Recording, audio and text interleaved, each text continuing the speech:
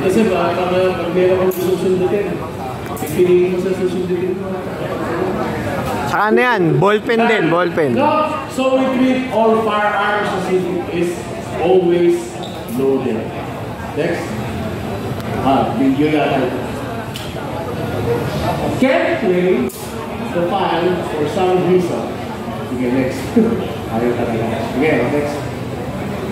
Yeah, rule number 2. Never point your gun at anything that you are not willing to destroy. Diba? Sa mga outdoor shooting range, meron tayong tinatawag na 180 degree. Ayan.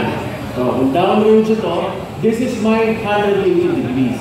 Okay, baril ko, dapat ganyan lang. Okay?